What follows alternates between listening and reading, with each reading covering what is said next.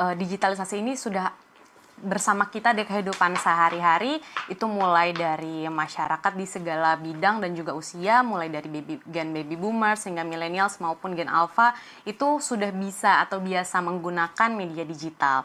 Dan ini juga seharusnya dilatar belakangi atau didorong dengan kemampuan akan yang namanya literasi digital. Apa sih yang dimaksud literasi digital itu sendiri adalah kemampuan maupun kecakapan dari pengguna media digital untuk menggunakan media digital secara bertanggung jawab dan juga efisien. Sedangkan untuk di Indonesia sendiri, itu tingkat literasi digital di Indonesia berdasarkan data dari Kominfo di tahun 2022, indeksnya ada di angka 3,54. Dari data yang terlihat, trennya ada tren kenaikan dari tahun ke tahun, akan tetapi dari indeks ini itu capaian maksimalnya ada di angka 5, jadi masyarakat Indonesia masih ada PR ke depannya untuk ditingkatkan agar seluruh masyarakat itu dapat memiliki literasi digital. Jadi tidak hanya dapat menggunakan media digital itu sendiri, tapi harus secara bertanggung jawab dan juga efisien. Selanjutnya, next, berdasarkan dari era digital yang saat ini ada, Indonesia juga memiliki potensi besar akan yang namanya ekonomi digital di Indonesia. Untuk data sendiri, untuk capaian di tahun 2023, untuk ekonomi digital Indonesia itu ada di angka sekitar 82 miliar US dollar atau setara dengan 1,2 triliun berdasarkan laporan Google Temasek dan Bain Company di tahun 2023. Untuk potensinya sendiri ke depannya di 2025 itu angkanya bisa mencapai 146 miliar. Nah, potensi ini yang harusnya bisa ditangkap oleh kita, masyarakat Indonesia, dan khususnya masyarakat di pedesaan, agar bisa sama-sama mendorong perekonomian di Indonesia dan khususnya di desa. Next. Perkembangan digital tadi juga mendorong bermunculnya berbagai industri yang memanfaatkan digitalisasi. Salah satunya di bidang finansial, yaitu dengan munculnya fintech atau biasa dikenal dengan financial technology, yang merupakan perusahaan yang melakukan inovasi di bidang jasa melalui perpindahan yang tadi konvensional menggunakan media digital. Dan di Indonesia itu salah satu contoh kehadiran yang dekat dengan masyarakat adalah perbankan digital maupun digital payment system. Next. Untuk contohnya ada beberapa di sini. Ini adalah data peningkatannya di Indonesia penggunanya, dan juga beberapa yang sering digunakan itu dan mungkin masyarakat dan peserta di sini sering kenal, ada seperti mobile wallet, digital banking maupun QRIS. Next. Untuk perbankan digital di Indonesia, berdasarkan data Bank Indonesia untuk semester 1 di tahun 2024 sendiri sudah meningkat ya pertumbuhannya hingga di angka 44%. Peningkatan ini tentunya juga hal yang baik, dan mayoritas itu ada di pengguna seperti mobile banking, internet banking maupun phone banking. Dan peningkatan ini pasti ada faktor yang mendorongnya. Ada beberapa faktor, mulai dari pemerintah itu semakin banyaknya pengguna internet di Indonesia dengan jaringan internet yang cukup membaik, kemudian pengembangan aplikasi ataupun platform digital, dan juga banyaknya pengguna bisnis yang sudah beralih dari konvensional menggunakan transaksi secara digital. Dan upaya pemerintah untuk menumbuhkan transaksi digital juga ada beberapa hal, mulai dari meningkatkan aksesibilitas, kemudian meningkatkan keterampilan masyarakatnya itu sendiri, lalu mendorong kewirausahaan ataupun UMKM untuk mengadopsi sistem perdagangan secara elektronik hingga menjamin keamanan dan privasi data masyarakat. Next. Jadi adanya tadi potensi ekonomi digital di Indonesia harusnya itu kan memang dibarengi dengan infrastruktur dan SDM yang baik. Dua hal itu akan mendorong percepatan. Akan tetapi walaupun tadi infrastrukturnya sudah baik dengan banyaknya platform digital di Indonesia, akan tetapi untuk daya saing digital di Indonesia sendiri berdasarkan data dari East Ventures tahun 2024 terkait DCI, atau ini adalah data indeks competitiveness, itu daya saing digital di Indonesia itu masih ada gap, kesenjangan antara yang ada di Jakarta maupun di Papua. Itu khususnya data indeksnya itu gapnya terlalu luas, seperti terlihat di layar di peta itu yang menunjukkan warna biru yang lebih pekat itu adalah yang memiliki daya saing digital yang lebih tinggi daripada lainnya. Kita bisa lihat di wilayah barat Indonesia itu lebih tinggi daya saingnya daripada yang wilayah timur. Ini yang sama-sama harus kita jembatani dan juga kita tingkatkan agar pemerataan daya saing digital itu lebih merata di Indonesia, sehingga adopsi dari digitalisasi itu juga lebih banyak dirasakan dampak baiknya untuk masyarakat Indonesia. Next. Untuk hal itu, pemerintah melakukan yang namanya transformasi digital di Indonesia. Hal ini didorong atau sesuai dengan arah pembangunan nasional tahun 2020-2024 yang tertuang pada RPJMN tahun 2020-2024, di mana poinnya terkait percepatan program prioritas nasional, yaitu Desa Digital ataupun DEDI. Next. Berdasarkan hal tersebut, pemerintah juga melakukan beberapa upaya untuk transformasi digital, mulai dari meningkatkan kecakapan digital atau literasi digitalnya, kemudian menekankan pentingnya internalisasi nilai-nilai utama bangsa Indonesia. Jadi yang tadi contoh-contoh yang sebelumnya diceritakan oleh Pak Kapus, harapannya itu akan terus menurun tren negatif penggunaan medsos dengan adanya nilai-nilai utama bangsa Indonesia seperti kebinekaan ataupun toleransi. Itu harus diterapkan juga di media sosial ataupun dunia digital. Kemudian adanya program-program pelatihan, mendorong masyarakat agar lebih produktif lagi di dunia digital, tidak hanya Gen Alpha ataupun millennials, mungkin sekarang boomers dan Gen Z itu juga sudah mulai aktif di dunia digital. Kemudian mendorong masyarakat untuk aktif berpartisipasi, menyebarkan konten positif, dan yang terakhir membangun kesadaran kritis di kalangan generasi muda terhadap konten-konten yang dirasa kurang baik. Next. Untuk itu, program P3PD hadir, di mana program P3PD adalah program penguatan pemerintah dan pembangunan desa yang merupakan program pemerintah untuk mendukung pelaksanaan Undang-Undang Nomor 6 Tahun 2014 terkait tentang desa. Jadi ini programnya ada dari sekitar tahun 2020 sebelum Undang-Undang Desa itu diperbaharui seperti itu, yang secara struktur dikawal oleh beberapa kementerian lembaga seperti komponen 1 ada di Kementerian Dalam Negeri, kemudian Kementerian Desa sendiri di komponen 2 dan komponen 3 ada di Bappenas bersama dengan Kemenko PMK. Tujuan dari program P3PD ini adalah untuk memperkuat kapasitas kelembagaan pemerintah desa itu sendiri dalam meningkatkan kualitas belanja di desanya. Next.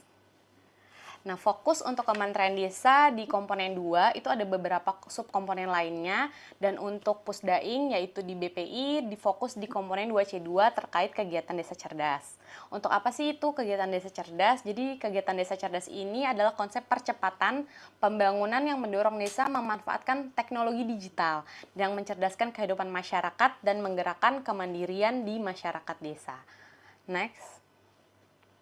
Untuk tujuannya sendiri, harapannya itu dari kegiatan Desa Cerdas akan terjadi yang namanya transformasi pemanfaatan teknologi digital dalam upaya mendorong peningkatan kualitas layanan dasar di masyarakat yang berbasisnya adalah pemberdayaan masyarakat yang inklusif serta berkelanjutan. Untuk KPI-nya atau capaiannya, harapannya desa model itu sekitar kita punya desa model sebanyak 3.000 lokus desa cerdas dapat mengajak atau melibatkan masyarakatnya aktif mendapatkan literasi digital melalui RKDD atau Ruang Komunitas Digital Desa. Next.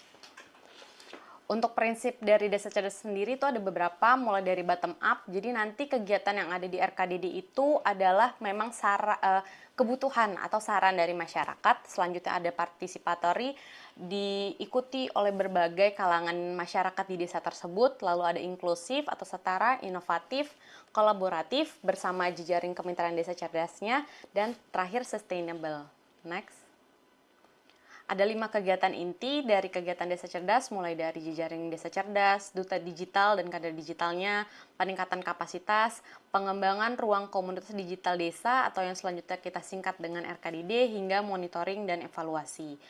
Jadi sampai tahun 2024 ini Desa Cerdas itu sudah menjalani 3 fase, dan totalnya dari ketiga fase itu ada 3.000 lokus desa yang tersebar di 72 kabupaten, di 32 provinsi di seluruh Indonesia. Next. Untuk Desa Cerdas itu ada 6 pilar. desa cerdasnya mulai dari masyarakat cerdas, ekonomi cerdas, tata kelola cerdas, kemudian lingkungan cerdas, kehidupan cerdas, hingga mobilitas cerdas. Seperti yang ada di layar itu mencerminkan masing-masing dari pilar desa cerdasnya. Next. Untuk berkegiatan tadi di RKDD itu sendiri kan usulannya dari masyarakat. Untuk proyek ini kita memberikan dana operasional sebesar 20 juta untuk dimanfaatkan di ruang RKDD masing-masing desa, dan itu berupa pemberdayaan masyarakat ataupun pelatihan.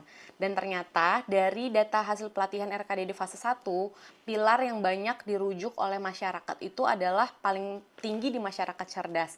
Sedangkan contoh pelatihan untuk masyarakat cerdas itu seperti salah satunya tadi penyampaian literasi digital, pemanfaatan misalnya tata cara pembuatan email, penggunaan marketplace ataupun e-commerce. Ternyata banyak masyarakat desa yang masih membutuhkan hal dasar tersebut.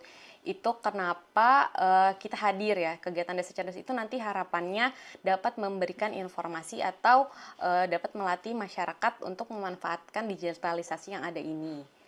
Next. Dan yang hal sama juga terjadi di fase 2, ternyata trennya itu sama, kurang lebih masyarakat itu lebih banyak berkegiatan atau yang dibutuhkan di RKDD terkait masyarakat cerdas, dan yang kedua ekonomi, selanjutnya tata kelola kehidupan lingkungan dan mobilitas cerdas. Kalau ekonomi cerdas ini dia lebih ke kita tuh memberikan pelatihan terkait bagaimana sih digital marketing, kemudian penjualan secara online tapi untuk langsung UMKM-nya. Penggunaan desain grafis untuk desain-desain agar produknya itu lebih meningkat. Juga pengenalan seperti tata cara pembuatan kris ataupun transaksi secara digital itu juga diajarkan melalui pilar masyarakat cerdas dan juga ekonomi cerdas. Next. Untuk peran pemangku kepentingan desa cerdas, jadi kita memiliki jejaring kemitraan desa cerdas yang terdiri dari berbagai aspek, mulai dari perguruan tinggi, pihak swasta, LSM, dan mitra pembangunan desa lainnya. Yang tujuan atau harapannya itu dapat memberikan pemanfaatan teknologi digital bagi masyarakat desa secara efektif, kemudian memberikan dukungan pengembangan ekosistem digital, dukungan tata kelola, pemberdayaan masyarakat, dukungan aspek ekonomi, hingga pengembangan kegiatan sesuai dengan 6 pilar desa cerdas. Next. Ini adalah desain kolaborasi kegiatan desa cerdasnya. Contohnya kalau misalnya dari perguruan tinggi itu kita bekerja sama dalam bentuk seperti Tridharma Perguruan Tinggi, itu salah satunya adalah pengabdian masyarakat, kemudian ada juga bentuk KKN. Sedangkan untuk dari Balai Pelatihan dan Pemberdayaan Masyarakat bisa pemberian penyuluhan, kemudian pelatihan, modal, dan lain sebagainya. Untuk dari pihak swasta maupun BUMN, BUMD itu bentuknya seperti CSR atau Corporate Social Responsibility. Next. Ini adalah beberapa jejaring desa cerdas yang sudah melakukan MOU ataupun PKB dengan kegiatan desa cerdas di tingkat pusat, mulai dari kementerian, lembaga, maupun NGO yang terlibat aktif di desa, dan itu semua terkait dengan IT maupun digitalisasi. Dan ini adalah contoh-contoh praktek baik desa cerdas yang sudah kita jalani ya selama beberapa tahun ini di program Desa Cerdas.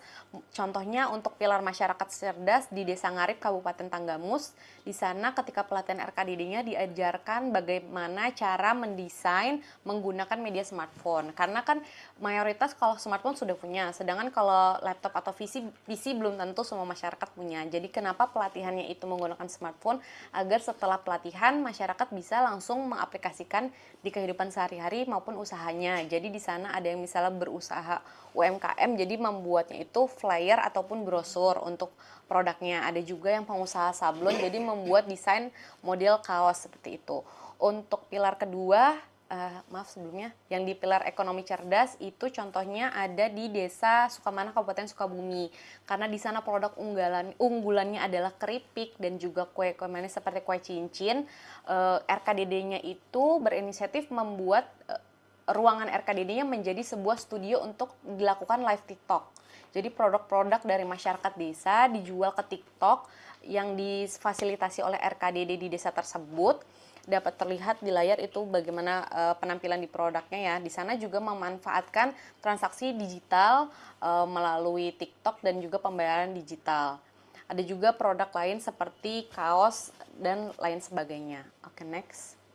Untuk pilar ketiga, tata kelola cerdas, contohnya ada di Desa Melinggih, Kabupaten Gianyar, di mana di sana website desanya aktif dan informatif, memberikan informasi terkait peta desa secara digital, produk hukum, kemudian ada juga lapak desa, jadi masyarakat desa bisa menjual produknya melalui website desa secara digital, kemudian ada fitur pengaduan dan layanan administrasi. Untuk pilar lingkungan cerdas ada di Desa Wates, Kabupaten Blitar yang setelah memanfaatkan smart farming bekerja sama dengan NGO juga, yaitu jejaring kita namanya Relawan TIK di sana.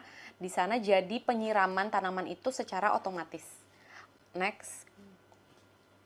Untuk pilar kehidupan cerdas ada di Desa Ngemplak, Kabupaten Sukoharjo, di mana di sana memanfaatkan untuk, kan biasanya ada perpustakaan desa, tapi ini perpustakaannya secara digital, mulai dari pemanfaatkan Perpusnas yang memang milik Perpustakaan Nasional, tapi di sana juga ada yang namanya Ngudi Ilmu, itu juga sama, tapi konsepnya lebih di tingkat desa. Lalu ada terakhir pilar mobilitas cerdas di Desa Gamping, Kabupaten Blitar, yang memanfaatkan CCTV 24 jam. Jadi terakhir harapannya dari kegiatan Desa Cerdas ini bisa menjadi alternatif literasi transaksi digital bagi masyarakat desa.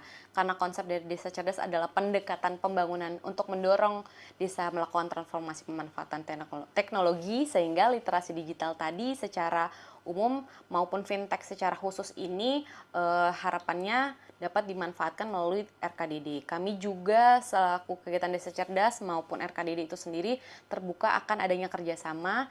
Jadi baik Bapak di sini melalui kode maupun BNI apabila ingin melakukan kerjasama berupa peningkatan kapasitas atau pemberdayaan masyarakat desa terkait digitalisasi maupun transaksi digital, itu kami sangat terbuka Bapak Ibu, begitu juga para peserta webinar ya. Harapannya jadi ini akan lebih luas lagi karena memang sesuai kebutuhan desanya tadi, mulai dari yang dasar dulu, pengenalan, literasi, sampai akhirnya bisa diadopsi, seperti itu. Oke, cukup sekian dari saya, kurang lebihnya mohon maaf. Semoga setelah program Desa Cerdas ini juga masih bisa terus diadopsi oleh desa, kabupaten maupun provinsi di seluruh Indonesia agar seluruh masyarakat desa dapat merasakan manfaat dari digitalisasi ini untuk roda kehidupannya dan roda perekonomiannya di desanya. Wassalamualaikum warahmatullahi wabarakatuh.